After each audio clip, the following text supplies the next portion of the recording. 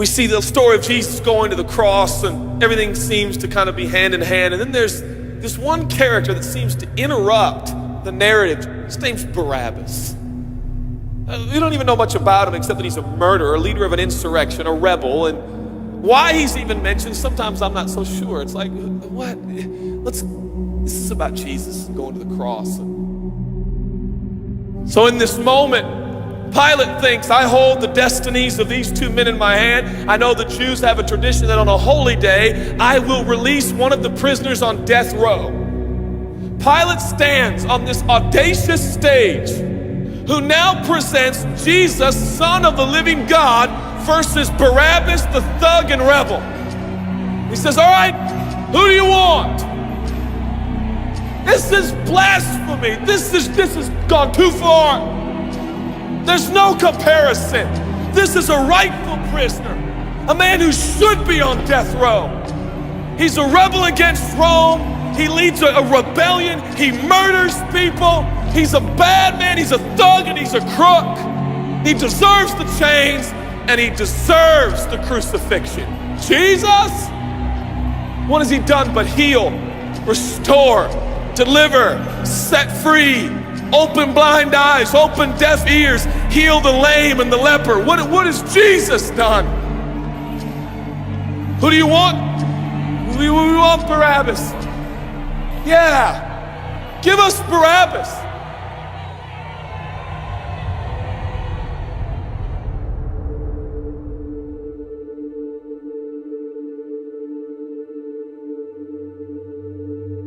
People say, give us Barabbas. The Roman soldiers come up and they put the key in and they unlock Barabbas from his chains and shackles. And he walks down the platform, welcomed by all of his thug friends. Yeah, the people love me. Yeah, that's right. I don't even know who this Jesus guy is, but all I know is my people love me.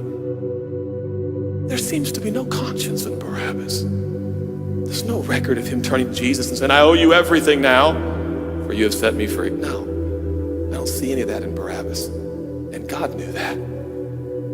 Jesus stood there, silent, for he knew the will of the Father. He said, it's fine, Father. Let him have Barabbas. For Jesus knew that the Father would have to treat Jesus like Barabbas so he could treat Barabbas like Jesus. Barabbas thought it was the people that set him free. No, no, no, no. It was the love of the Heavenly Father. When I look at this story, I realize who Barabbas really is. That's me. That's you. That's us. And I felt, I was reading this the other day, and I felt God speak to me. I love Barabbas. I love him. But God, he's bad, man. I love him. And I wanted him to go free.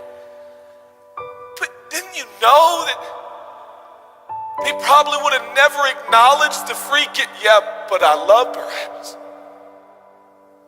For while we were still sinners, Christ died for us.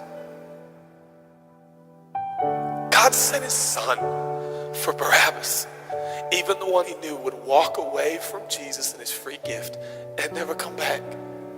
He loves him. And the nerve, the gall, and the audacity of believers to think, I got saved by grace, but now that I'm in this deep, dark place of bondage, I better work hard to get myself out. What? That's the opposite of the gospel. Are you bound? Are you held under the power of this temptation, this sin? Do you feel like it's controlling you? What are you gonna do? I'm gonna shake myself free. Stop it!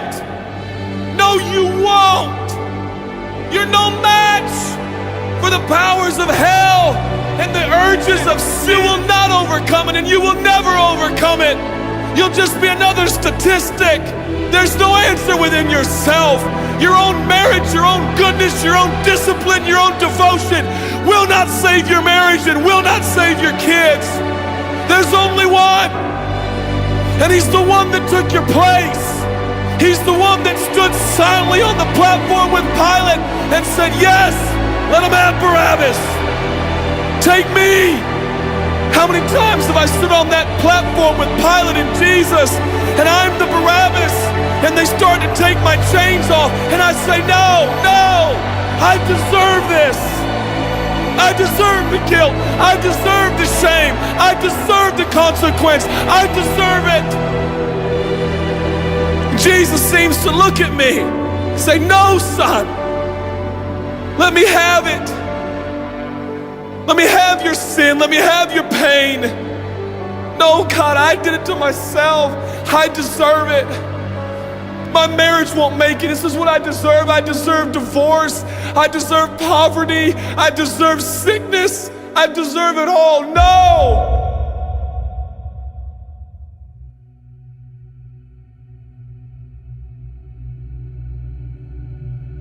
God, I'm so ashamed. Give me your shame. But God, what if I do it again? I'll still be here. Oh, God, I don't want to hurt you. I love you. I don't want to do this anymore. Give me your sins, son.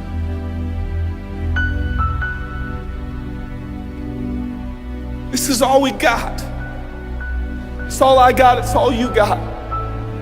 We can play games. We can play church games. We can pretend like some people are better than others and that's why they're blessed, or we can all come to the honest conclusion that it's God. And it's God alone. The greatest challenge is not your discipline, your devotion, your focus. Your greatest challenge is believe in the gospel. Could it be that there's a God with a love so scandalous, so wide, so deep, so vast, so high, so expansive, so welcoming, so inclusive? Let me have your sin, son. Okay. When I give him my sin, and I stand in this empty space of forgiveness and acceptance while Jesus walks off to the cross that I deserve. I see him walking to the post to be whipped. As I stand a free man, all the attention is turned now. And I feel the love of God saying, go, son, live your life. I'll pay the price. Where did we get off thinking that we were gonna set ourselves free? It's still Jesus. It'll always be Jesus. It'll never stop being the power of Jesus. If his blood is sufficient for your salvation, his blood is sufficient to sustain you through every challenge and every sin and every temptation. Jesus is enough.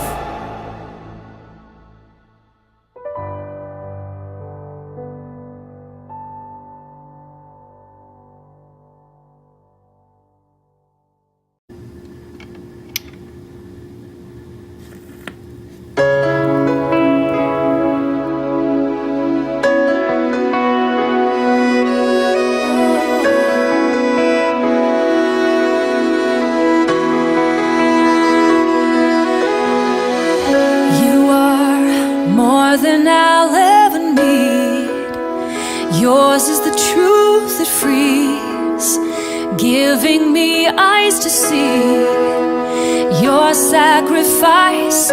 You are my Prince of perfect peace, bearing the cross for me, healing all my disease.